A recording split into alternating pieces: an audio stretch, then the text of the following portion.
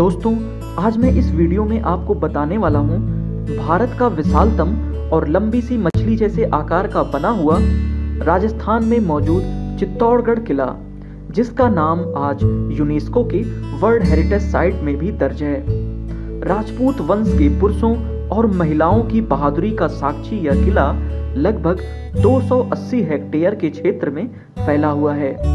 यह खूबसूरत और विशाल किला महान प्राचीन कलाकृति का एक बेजोड़ उदाहरण है। चित्तौड़गढ़ किले में कई पवित्र मंदिर, जलाशय, स्तंभ और 7 दरवाजे मौजूद हैं। कहा जाता है कि यहाँ किले के भीतर पहले करीब 1 लाख लोग रहा करते थे, जिनकी गिनती आज 25,000 लोगों के करीब बच गई है।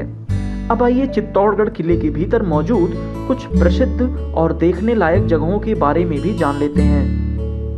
कुंभ महल, जिसे चित्तौड़गढ़ किले का सबसे पुराना और प्रमुख महल माना जाता है। विजय स्तंभ, जो खंभे जैसा दिखने वाला बहुत ऊंचा ढांचा है, जिसे 16वीं सदी के मध्य में राणा कुंभ के मालवा के सुल्तान पर विजय पाने की खुशी में बनवाया गया था।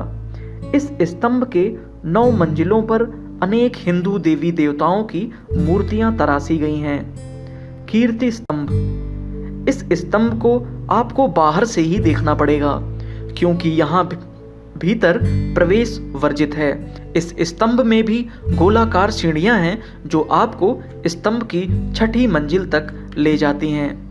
फतेह प्रकाश महल और संग्रहालय, चित्तौड़गढ़ किले का सबसे नया महल, जिसके कुछ भाग को संग्रहालय में बदल दिया गया है, जहां पर रखी गई हैं प्राचीन काल की कुछ वस्तुएं और चित्रकारियां जो इस क्षेत्र की परंपरा को दर्शाती हैं। इस संग्रहालय में जाने के लिए आपको अलग से टिकट खरीदनी पड़ती है, क्योंकि यह चित्तौड़गढ़ किले की एंट्री टिकट से अलग है।